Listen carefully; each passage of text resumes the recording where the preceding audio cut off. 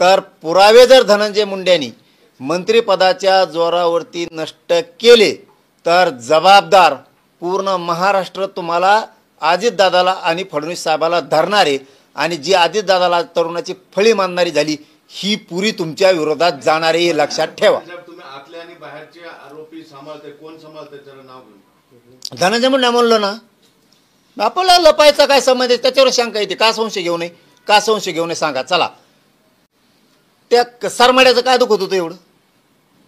नुसतं डोक्याला मुंग्या आल्या म्हणून तुम्ही अशूट होता त्याला? तिथं कर्मचारी कोण होते चापाने द्यायला? त्याला एका बांधवांनी विचारलं होतं, म्हणजे त्यांच्या तिथं चर्चा चालली होती, त्यांच्या तिथं चर्चा चालली होती. दुसऱ्या मित्रात म्हणतोय तुम्हाला मी, हे सरमाड्यात आयुष्यात होता, बाहेर त्याचा माणूस होता कर्मचारी, त्याला खायला प्यायला काही देत असेल तो, पण त्याच्या आजूबाजूला दुसरे कोणीतरी 2-3 लोक होते, नाव नाही सांगत मी, ते एकामेकाला म्हणले याच्या कमरातला हाणली पाहिजे. तर तो कर्मचाऱ्याला राग आला, तू काय त्याच्या कमरातला हाणतो म्हणतो का सरमाड्याच्या? म्हणजे मग हे लोकांनी बाहेर काही असं जर यांना एका शब्दाचा राग येतोय, तर मग यांनी काही बाहेर पुरावे दिलेत का? पुरावे नष्ट करण्यासाठी काही माहित्या पुरवल्यात का? ते PSIनी तो कोण रोहित होता तो कुठं आहे? ती गाडी पुरविणारा माणूस अटक केला आहे का? धनंजय देशमुखाला धमकी देणारा तो कोण आहे, त्याला अटक केलं का? तिथं रगा पुरवणारा गेवराईच्या पोलीस स्टेशनमध्ये तो कुठं आहे? तुम्ही का धरत नाहीत? दुसऱ्या नुसती एक साधी कमेंट केली तरी 2-2, 3-3 महिने त्याला जेल भोगायला लावता, आणि ह्यो जेल सोडून ICU मध्ये बसतो. मग तो महादेव गीते आज जीव त्याचा चालला आत, तो जेलमध्ये आहे, त्याच्यावर हल्ला झालेला आहे, बहुतेक नाव मागं पुढं होईल, पण महादेव गीतेच आहे बहुतेक, तो जेलमध्ये आहे. त्याला का बाहेर आणत नाही तुम्ही उपचार करायला? ही कोणची नियत आहे? ते महादेव दुसरे मुंडेच ना, महादेवच नाव आहे त्यांचं, पण त्यांचा तर डायरेक्ट खूनच करून टाकला. त्यांना का अटक करीत नाहीत? तुम्ही एवढे नीतिवान आहेत ना फडणवीस साहेबांनी, दादा तुम्ही पालकमंत्री असल्यामुळे तुमचं नाव घ्यायची वेळ येते, त्याला नीतिवान आहेत ना. त्या पिठी नाव का तो एक पोरग एकुलता एक मारून टाकला, आई बापा लेकरूच नाही राहिला. का आरोपी अटक नाही केले तुमच्या SP त्यांनी बीडच्या?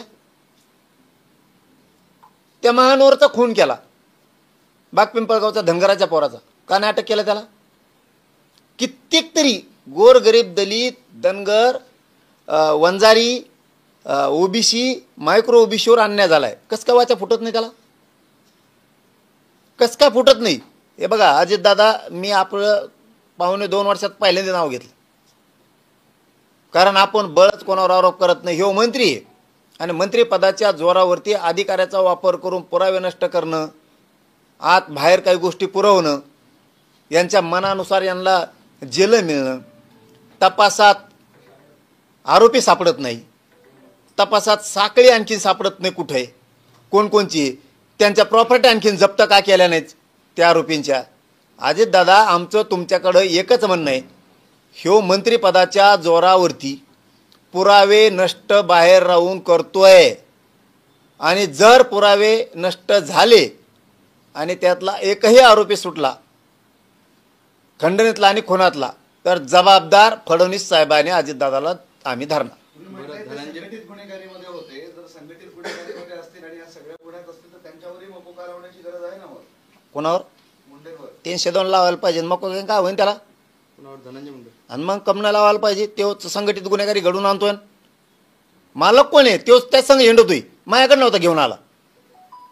संघ कस काय होता मग त्याच्या? दुसरे कस काय नव्हते कोणी? तोच कस काय संघ आहे? कोणत्या माणसाकडे गेलं तर तोच कस काय संघ आहे? जर त्याच्या तो जवळचा नाही तर तो प्रत्येक जागेवर कस काय? आंतरवाली सुद्धा होता, त्यांनीच ओळख करून दिली हे म्हणून. आणखीन काय पुरावे पाहिजे अजितदादांना, फडणवीस साहेबाला? त्याचे काय पुरावे पाहिजे तुम्हाला? तो रोज संघ आहे. याचा अर्थ धनंजय मुंडेला माहित नाही का? ह्यो खून करतो, बलात्कार करतो, छेडछाड्या करतो, खंडण्या मागवतो, माहित नाही का? पैसा गोड लागला त्या टायमाला त्या सरमाड्याकडून घेतानी. निवडणुकात नाशिक येत, गाड्या घोड्या घेतात, फिरत येत, पळत येत, विमानाने जातात, हेलिकॉप्टरने जातात. हे पैसे तेव्हा घेताना गोड लागले, आणि आता झटकून लावतो का? त्याच्यावर ढकलून देतो सरमाड्यावर. त्या सरमाड्याने तो यासाठी पाप केला असेल.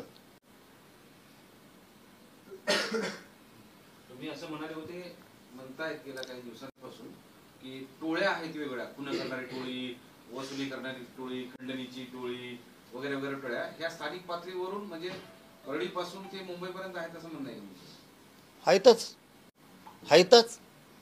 हे बघा, ह्यो पाठबळ पुरवतो, यांनी पूर्ण अधिकार खरमाड्या का सरमाड्याला दिले, पुरे अधिकार पुरे. कळत नाही अरे त्याचं आडनाव काय माहित नाही ना, बदग कोण होतं ते, नाव आम्हाला माहिती अंद्रे तोंडाचं ते फिंजारलेले केस आणि त्याचे, नाव काय त्याचं सरमाड्या मग करमाड कर्मण नाही. वरमाड जाऊन तिकडे असू द्या, काही बी आपल्याला काय त्याचं काय हे नाही करायचं.